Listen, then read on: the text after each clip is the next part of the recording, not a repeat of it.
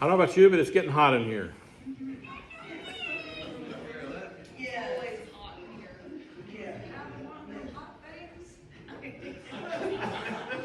I'm not just saying that because I'm having hot flashes, but I'm having hot flashes. So.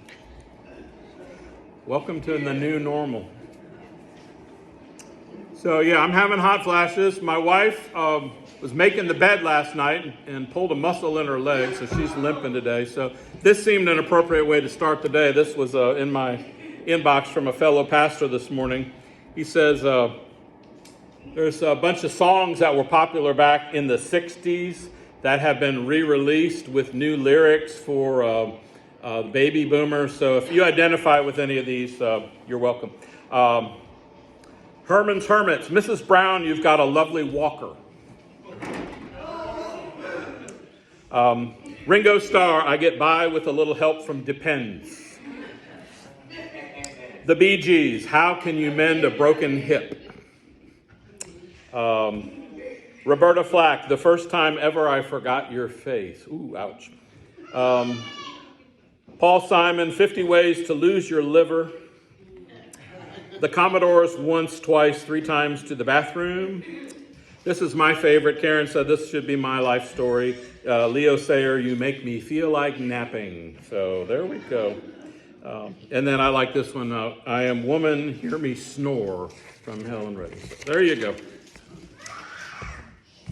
So a couple of weeks ago, during our worship service, our elders came up and they laid their hands on me and they prayed for me and they anointed me as I began my cancer treatment. And you all surrounded them, so you were all praying for me. And I just want to affirm that that was a very special time for me, and I very much appreciate that.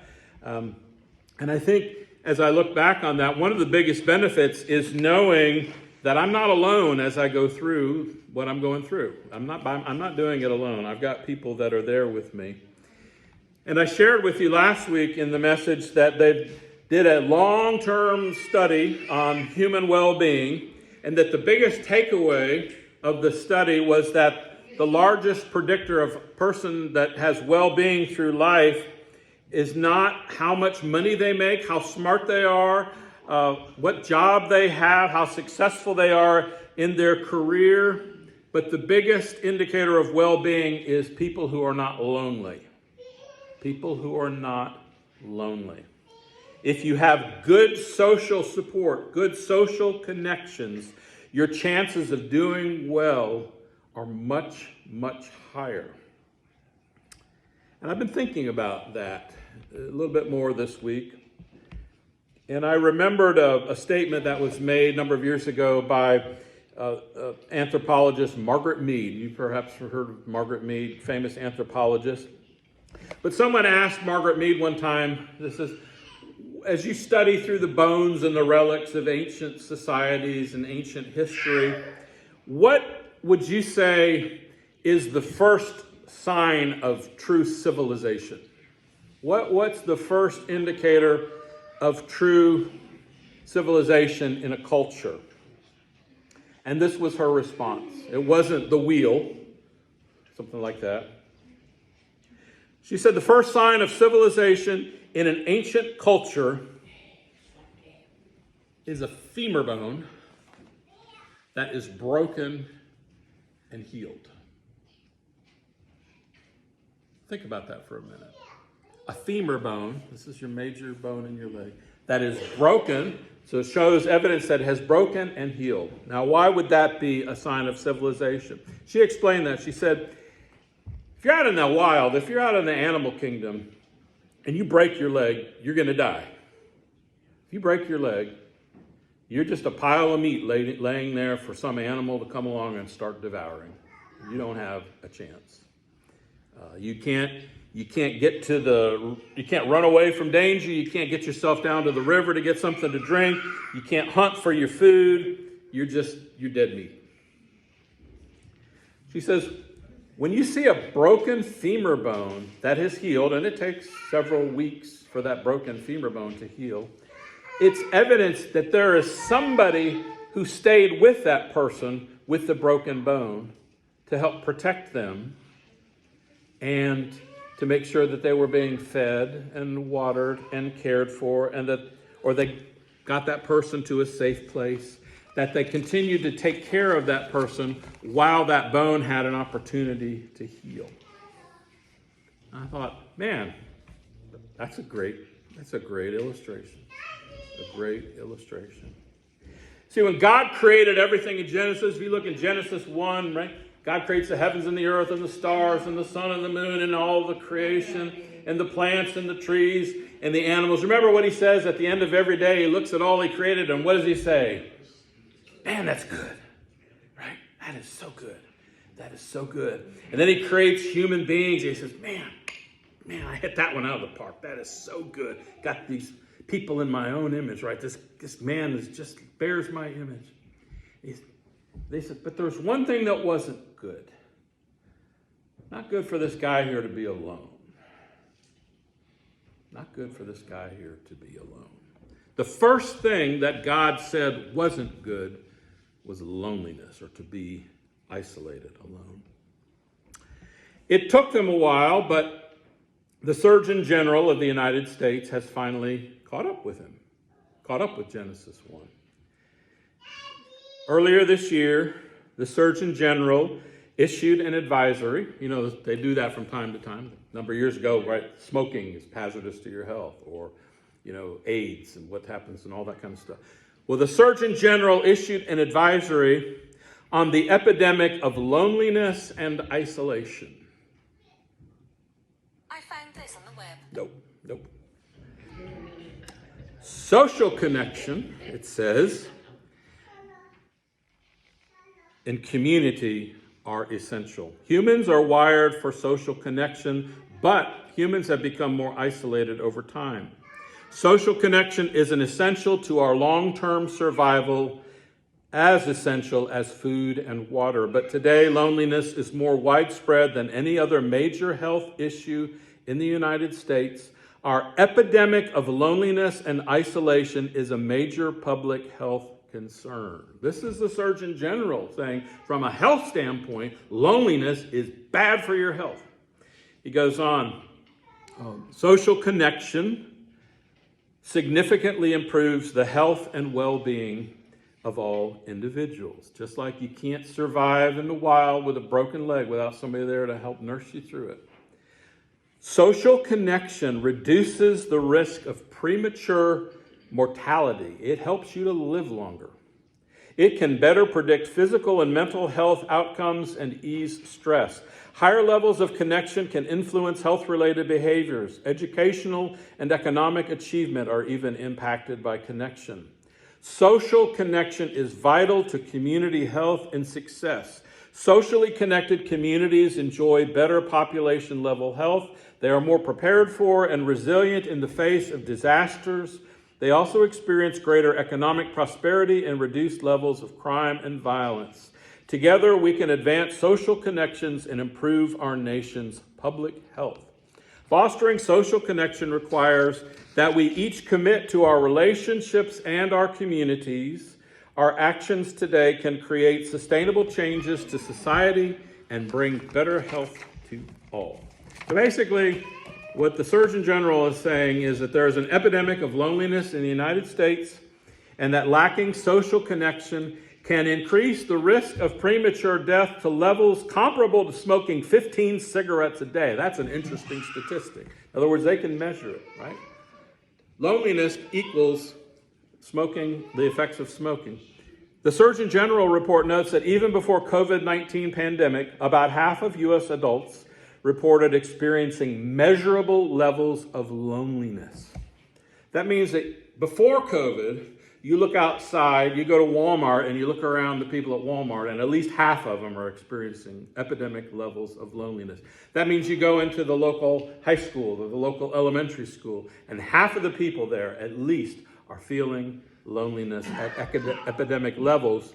And it warns that the physical consequences of poor connection can be devastating, including a 29% increased risk of heart disease, a 32% increased risk of a stroke, and a 50% increased risk of developing dementia for older adults. How many of you want heart disease? Anybody? How many of you want a stroke? How many of you want dementia? Nobody wants any of that. So what he is saying is, you want to prevent some of those things, you need good, positive social connections. Now, why am I talking about this? Here's an interesting theological fact. You read in the Bible, you run across a word in many places called church. You ever seen the word church in the Bible, right? Church. It's there, trust me. Of course, this is English. The Bible wasn't originally written in English, was it? It was originally written in Hebrew, Aramaic, and the New Testament in Greek.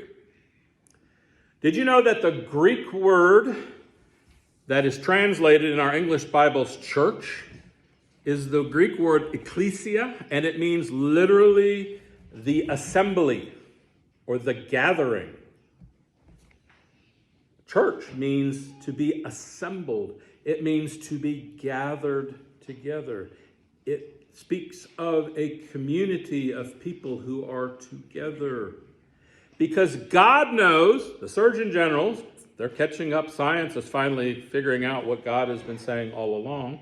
God knows that the greatest personal benefit, here and now benefit, that we receive from being a part of the church is the benefit of community. It is the benefit of fellowship. It is the benefit of being together, of not being isolated or lonely. Because being isolated and lonely is bad for you, spiritually and emotionally, and it turns out physically.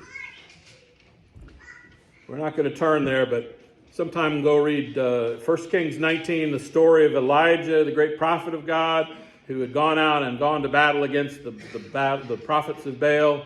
And afterwards, as he was running for his life because Queen Jezebel wanted to have him killed, and he was so depressed and so exhausted and in so much despair that he just wanted to lay down and die. And you know what the Lord did? The Lord sent his angel to him, gave him some food to eat, gave him some water to drink, told him he needed a rest. And then, after he'd gotten his physical needs ministered to, he said, Elijah, you're not alone. See, Elijah said there, Lord, they've all turned their back on me. I'm all by myself. I've been abandoned. There's nobody else. And he said, no, Elijah, there are 7,000 people there who have not bowed the knee to Baal. There are 7,000 people who have stayed true to the one God, who've stayed true to their faith. You are not alone. I know it feels like it, but you're not alone. And so he connected Elijah with Elisha and with others so that he knew that he would not be alone. Paul understood that too. He understood it so much that even at times when he was physically separated from the church, like he was when he wrote this letter to the Philippians, but he intentionally maintained his connections. He wrote letters to the churches. He had people come and visit him. He had a steady stream of visitors, even though he's under house arrest and he's got the Roman soldier beside him and he's got the chain around his foot. But still, the people would come and visit him and minister, and they would minister to each other. And so Paul writes, if you don't have it open, Philippians, the passage today is Philippians, make sure I give you the right verses, 4:10 through 16. Philippians 4:10 through 16. He says, I rejoiced in the Lord greatly. I rejoiced in... He's in prison, but he's rejoicing in the Lord. Why is that? I have rejoiced in the Lord greatly. Now, at length, you have revived your concern for me. You were indeed concerned for me, but you had no opportunity. So apparently he's gotten word, right, that the church is there, and they're with him, and they're supporting him, and they're praying with him, and they're giving him help. Not that I am speaking of being in need, So Paul's saying, I'm not complaining. Paul's not complaining. He doesn't have to move his purple band, right? He's not complaining. He says, no, I'm not complaining. He says, I've learned how to be content in any situation. I know how to be brought low. I know how to abound. I know how to have nothing. I know how to have a lot. In any and every circumstance, I've learned the secret of facing plenty and hunger, abundance and need. I can do all things through him who gives him strength, he says. Yet, and this is the verse that really spoke to my heart this week as I was reading the scripture. Yet it was kind of you to share my trouble. And you Philippians yourselves know that in the beginning of the gospel, when I left Macedonia, no church entered into partnership with me in receiving, except you only.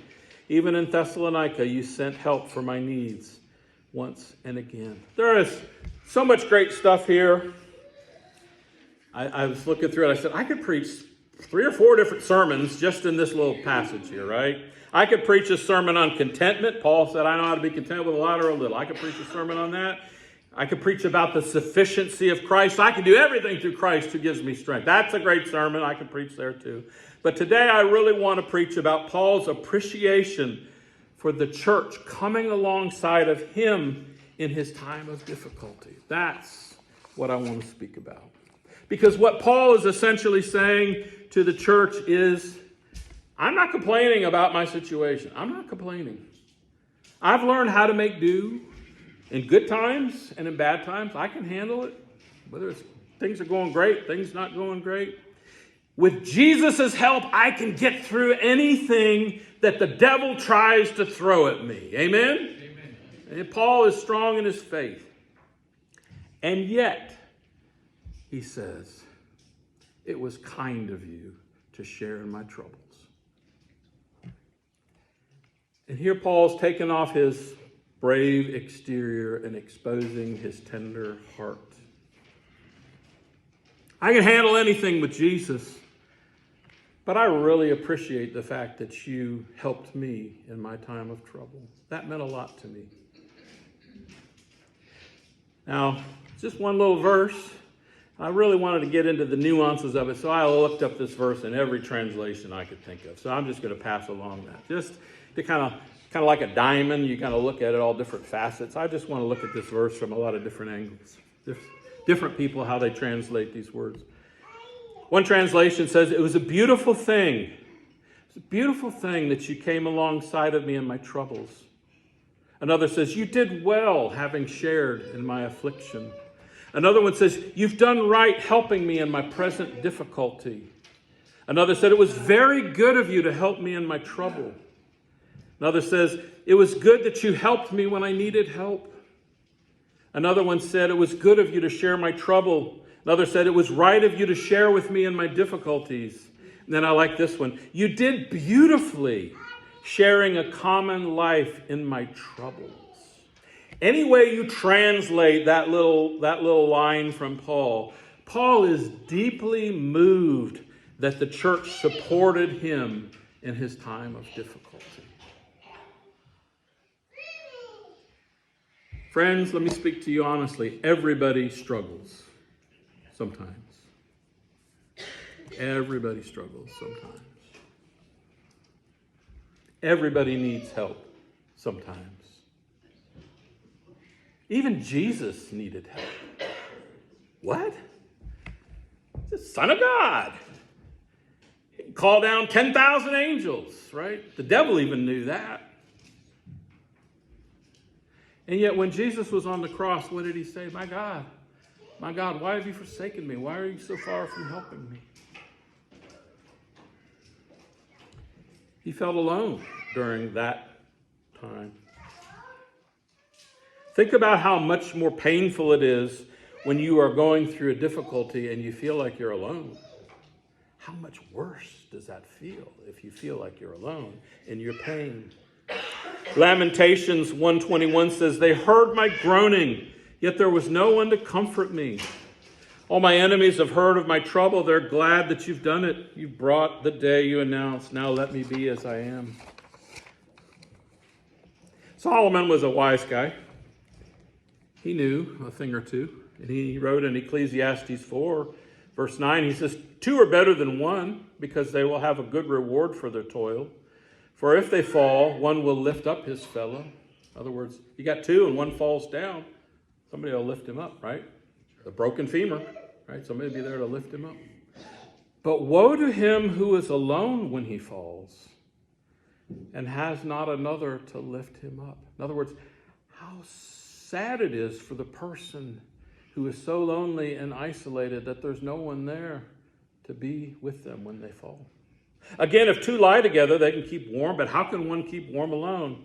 And though a man might prevail against one who is alone, 2 will withstand him, and a threefold cord will not be quickly broken.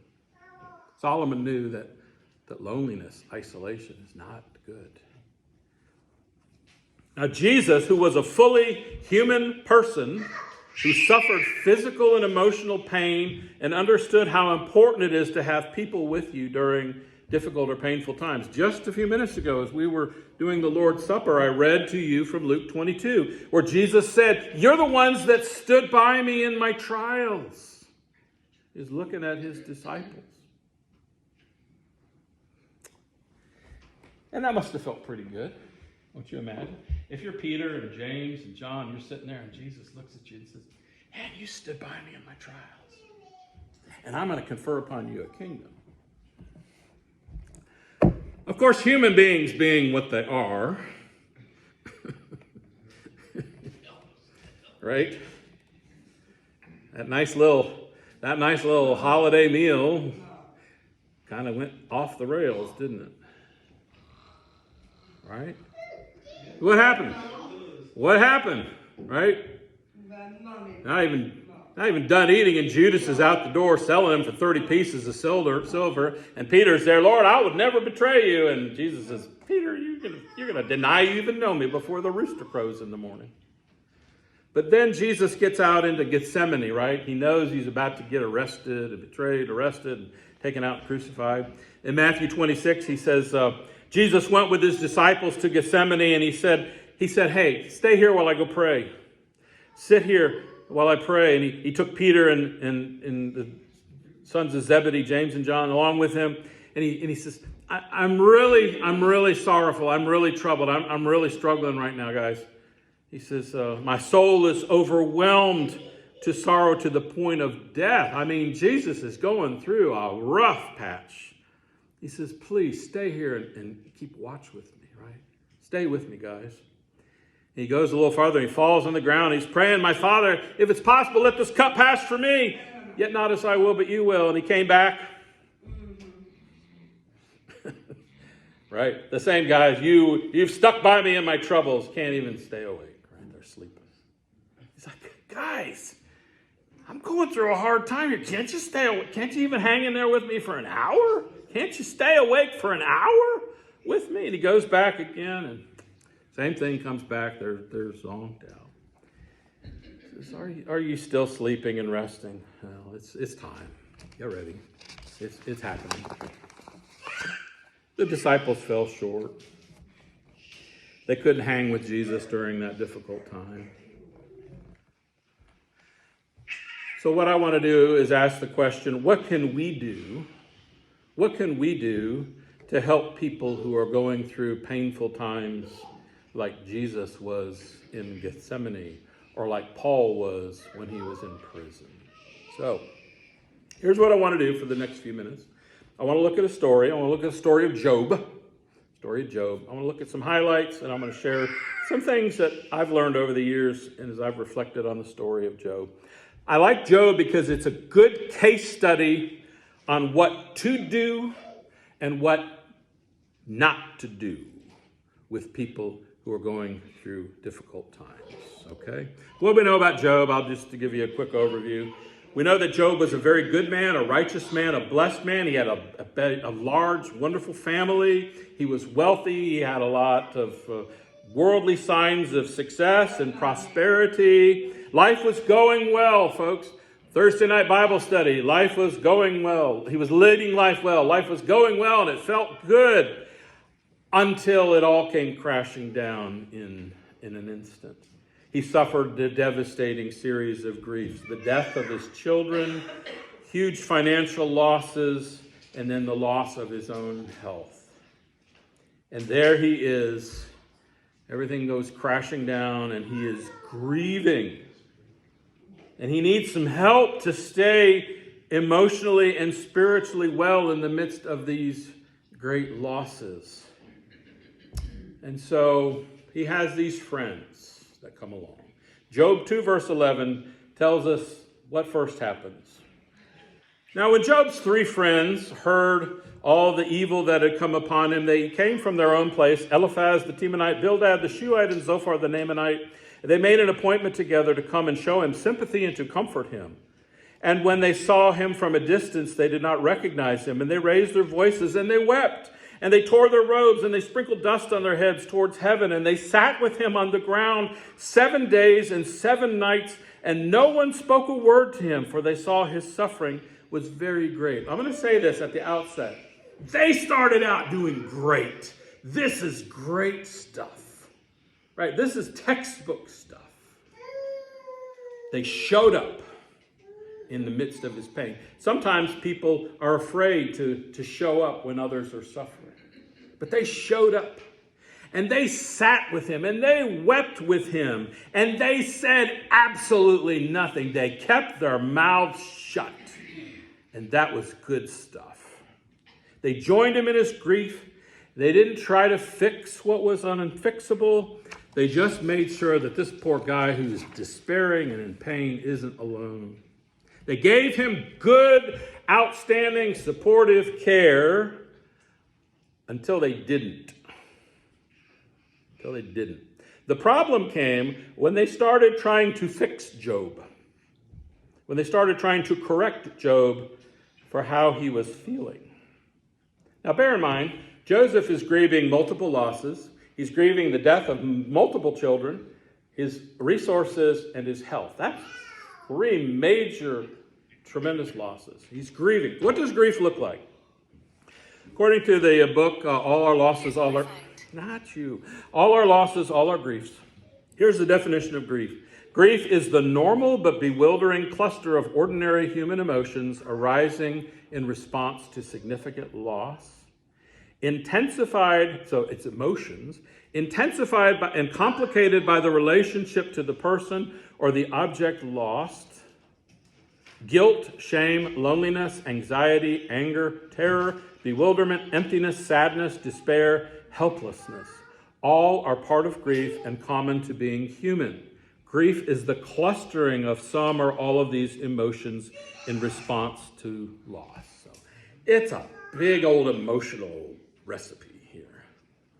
Some common elements of grief. Lots of people experience numbness. First of all, person's numb. They're in shock. They don't even, if you've ever encountered somebody in the immediate aftermath of grief, it's like they're numb. They can't feel anything. Emptiness, loneliness, isolation, fear of they're being abandoned, they're separated. What's the future going to be like? They're feeling guilty. Should I have done more? They're feeling ashamed. Why didn't I do something to stop it? They're angry. Why did God let this happen? Or why did he do this? Or why didn't she do that? There's sadness and despair. Despair is sorrow coupled with futility about the future. And then sometimes it affects the body in lots of different ways too. You can feel grief in your body. How do you help people that are grieving? Well, you temporarily step in and you help them. Maybe you make sure they have enough food to eat, or that they're taking care of their basic necessities, doing routine tasks. You support and recognize. You listen to their feelings. You show them empathy. You lend them your strength. You listen to them. You don't rush in and give false assurances. You don't try to don't cry. It'll all be okay. No, they need to cry. Let them cry. Give them space to cry. It's okay. I talked to 2 different people this week who were grieving over the war in Israel and Palestine. 2 people that I work with. One is Jewish, and he has family over there that are Jewish, and he's very concerned about them.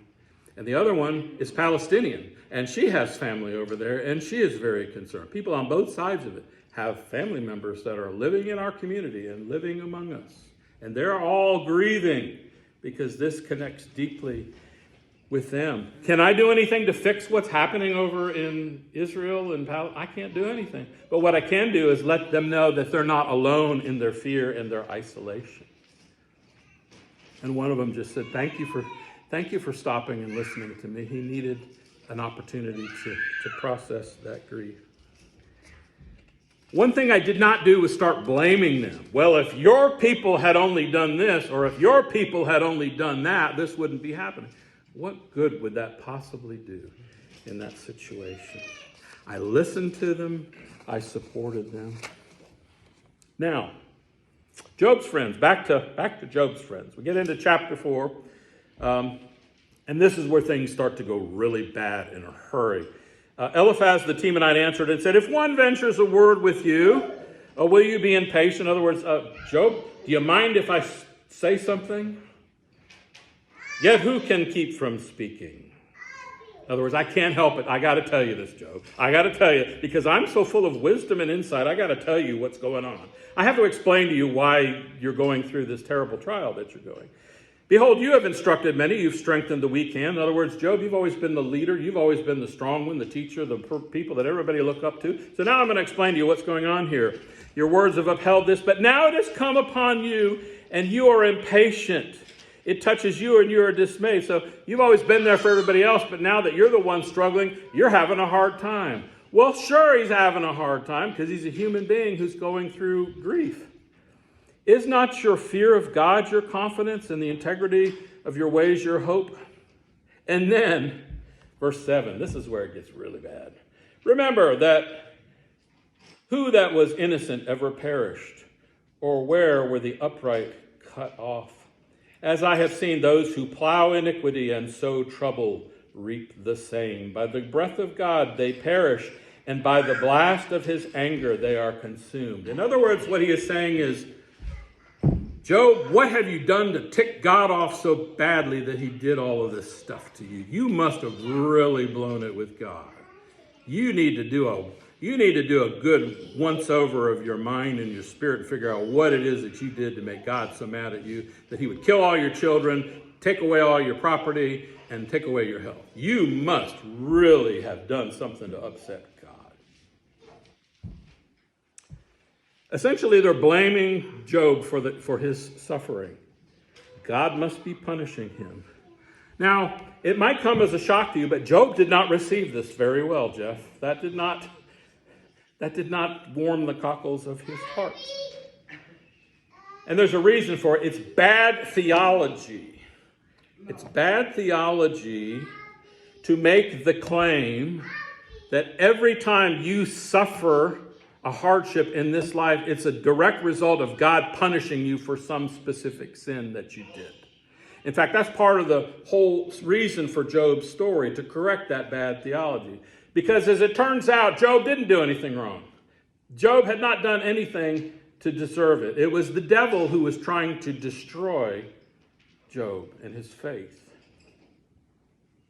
So when his friends start trying to do a little spiritual excavation to try and figure out what he possibly could have done that made God so angry, he was wrong. So in Job 21, verse 34, he finally says, okay, I've had enough of this garbage. You don't know what you're talking about.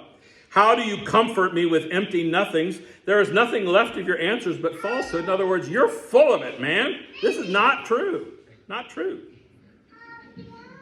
And then in the end, we find out in verse 42, after the Lord had spoken these words to Job, the Lord said to Eliphaz the Temanite, my anger burns against you and against your two friends, for you have not spoken of me what is right, as my servant Job has. So he went to those three comforters who were trying to fix it and try to speak for God and said, you don't know what you're talking about. You were better off when you just sat there and kept your mouth shut. Job is the one that is right in this story. So let's take it apart. We're running out of time. What did they do well? They were with him. They made sure that he wasn't alone in his grief. They showed up. They sat in silence. That's good stuff. Write that down or make a note of it. That's good stuff. What they didn't do well, they blamed Job for his suffering. Don't blame people that are suffering for their suffering, right? And don't misrepresent God. Don't misrepresent God. What do I mean by misrepresenting God? Well-meaning, well-intentioned people misrepresent God, especially in these times. So sometimes well-meaning people will say things like, "Oh, it's so God needed another angel.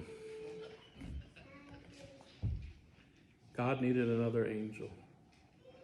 God only takes the best.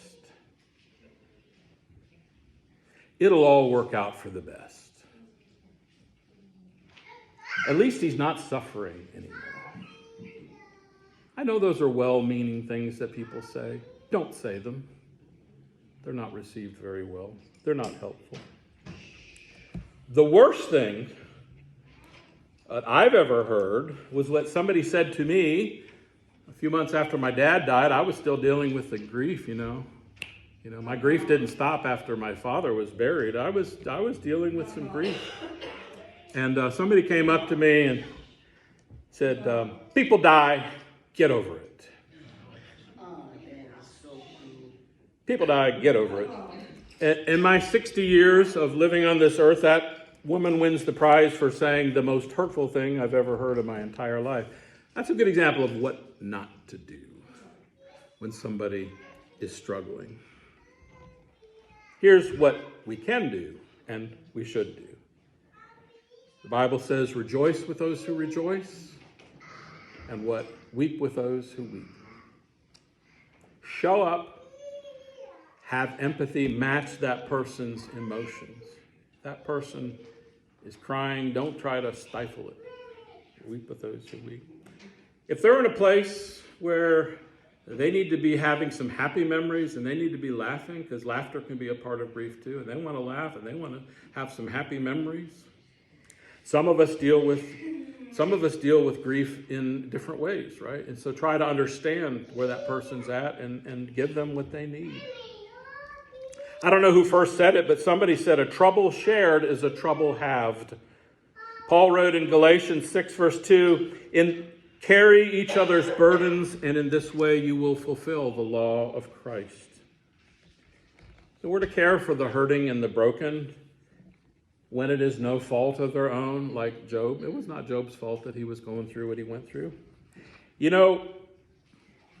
Paul also says, "Brothers and sisters, if someone's caught in a sin, you who live by the Spirit should restore that person gently." So even if somehow that person may have in some way contributed to their hurt or their pain, it's still not our place to judge them and condemn them. It's to come alongside of them and help ease their burden. One way that we can help hurting people is to hold space. I like this term. Holding space for someone is an idea that is confusing for some, hard to do for others. Our tendency as humans is to offer up advice and fix things that are broken, especially when someone we love is in crisis. However, there is power in simply holding space, allowing someone safe space to voice their concerns, their troubles, or their feelings. Sometimes it's too hard for us to carry things alone, and it is imperative that we share some of it with others. Holding space for someone is a very simple idea, but much harder to execute. Simply put, holding space means showing up for someone, being fully present and without judgment as you sit with the person through their difficult time. Holding space means you listen fully. You let yourself feel what they're feeling, their pain, their negative emotions, so that they don't have to feel those feelings alone. You allow your opinions or judgments to take a back seat as you meet someone exactly where they are. Regardless of whether you agree with their actions or not, or have an opinion about the situation, you remain neutral, empathic, and merciful. And so this is one counselor, Brooke Riley. She says, here's 5 tips for effectively holding space. Number 1, learn to listen. Your goal is not only to hear what they're saying, but understand it and put yourself in their shoes. That's empathy. Feel what they're feeling. See it from their point of view. You don't have to agree with them, but you're just trying to understand where they're coming from.